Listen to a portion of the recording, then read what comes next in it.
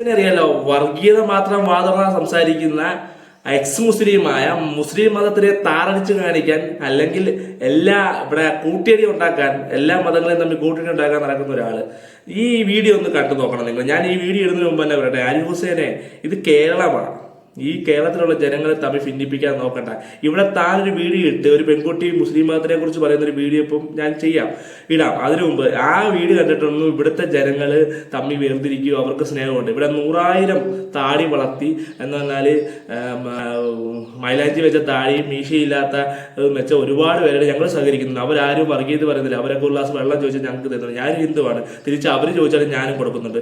1000-ൽ ഒരു സംഭവം നടന്നപ്പോൾ അങ്ങനെ സംഭവം ഉണ്ടായിട്ടില്ലെന്ന് അറിയാം. താനത് ഉണ്ടാക്കിയിട്ട് നടന്നെങ്കിൽ തന്നെ അത് എല്ലാ മതത്തിലും എല്ലായിടത്തും നടക്കുന്നുണ്ട്. ഈ വീഡിയോ ഒന്ന് കണ്ടു നോക്കിയിട്ട് ബാക്കിയിലേക്ക് വരാം.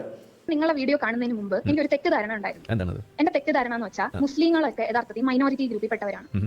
ആൻഡ് അവര് വലിയ രീതിയിലുള്ള പ്രശ്നങ്ങൾ ഫേസ് ചെയ്യുന്നുണ്ട്. ഞാനൊരു ഹിന്ദു ബാക്ക്ഗ്രൗണ്ടിൽ നിന്നാണ് വരുന്നത്.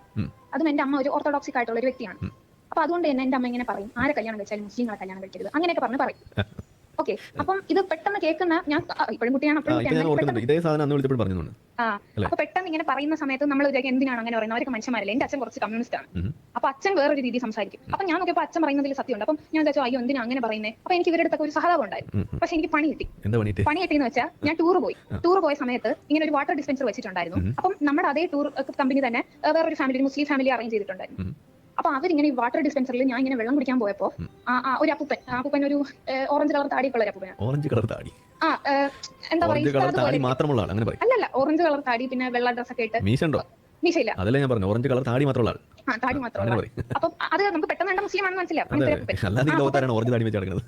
അപ്പൊ പെട്ടെന്ന് ഇങ്ങനെ അത് കൈ വെച്ചിട്ട് ഇങ്ങനെ തടഞ്ഞിട്ട് പറഞ്ഞു, ഇപ്പൊ കുടിക്കാൻ പറ്റൂല എന്ന് പറഞ്ഞു. അപ്പൊ ഞാൻ അതെന്താ അങ്ങനെ ആദ്യമായിട്ടാണ് ഒരാൾ വെള്ളം കുടിക്കാൻ പറ്റൂല എന്ന് പറയുന്നത്. അപ്പൊ അയാൾ അടുത്തിരുന്ന ഒരു പയ്യൻ്റെ, അവരെല്ലാം ടിപ്പിക്കലി ഈ മുസ്ലിങ്ങളുടെ ഡ്രസ് ഇട്ടുകൊണ്ട് വന്നതാ. മീൻസ് അതേ ഡ്രസ്സിംഗ് മുസ്ലിംസ് ആണല്ലോ. മുക്കാൽ പാൻറ്റല്ല, അവർ മുണ്ടാവും. അപ്പം അപ്പോഴാണ് അതിന്റെ അടുത്ത് നിന്ന് ആ പയ്യൻ്റെ അടുത്ത് ഇങ്ങനെ എന്തോ കാസർ വെള്ളം ഇപ്പൊ കുടിക്കാൻ അങ്ങനെ എന്തോ പറഞ്ഞു. അപ്പോഴാണ് ഞാൻ ഈ വാക്ക് കേൾക്കുന്നത്.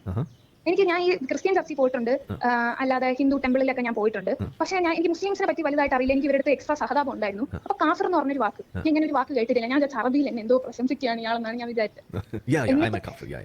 എന്നിട്ട് ഞാൻ പോയി യൂട്യൂബ് അടിച്ചൊക്കെ കാഫിർ എന്ന് പറഞ്ഞു വന്നു. പിന്നെ എന്റെ കൂടെ ചില മുസ്ലിം കുട്ടികളൊക്കെ ഉണ്ട്, അവരൊക്കെ ഇങ്ങനെ വലിയ രീതിയിൽ പ്രീച്ച് ചെയ്യും, ഖുർആൻ അങ്ങനെയാണ് ഇങ്ങനെയാണ്. എന്റെ ദൈവഭാഗ്യത്തിന് എനിക്ക് അറബി അറിയാത്തതുകൊണ്ട് ഞാൻ ഇംഗ്ലീഷിൽ അത് വായിച്ചു. അതോടെ എനിക്ക് എല്ലാം മതിയായി. അതിനുശേഷമാണ് നിങ്ങളുടെ ചാനൽ എനിക്ക് കിട്ടിയതും നിങ്ങൾ സംസാരിക്കുന്ന കാര്യം. ഇപ്പം നിങ്ങളുടെ ചാനൽ ഞാൻ നോക്കിയിടത്തോളം 3 ടൈപ്പ് ആൾക്കാരാണ് കാണുന്നത്.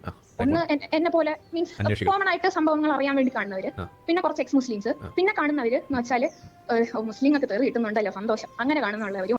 തന്നെ പോലുള്ളവർ എത്ര വർഗീയത മനുഷ്യന്റെ മനസ്സിലോട്ട് കുത്തിവെക്കാൻ തുടങ്ങിയാലും ഇവിടുത്തെ ഹിന്ദുക്കളും മുസ്ലിങ്ങളും ക്രിസ്ത്യാനികളും ഒരേ മനസ്സോടുകൊണ്ട് ഈ നാട്ടിൽ ജീവിക്കും. ഞങ്ങളുടെ സഹോദരങ്ങളെ പോലെ തന്നെ, ഞാൻ ഹിന്ദുവാണ്, എന്റെ സഹോദരങ്ങളെ പോലെ മറ്റു മതക്കാരെ ഞാൻ കാണുകയും ചെയ്യും. എല്ലാവരും അങ്ങനെ കാണും. തന്നെ പോലുള്ളവരെ ഗെറ്റ് ഔട്ട് അടിക്കും ഈ നാട്. വർഗീയതയില്ലാത്ത എല്ലാവരും എന്നെ സപ്പോർട്ട് ചെയ്യണം, എനിക്ക് സബ്സ്ക്രൈബ് ചെയ്യണം, എൻ്റെ വീഡിയോകൾ കാണണം.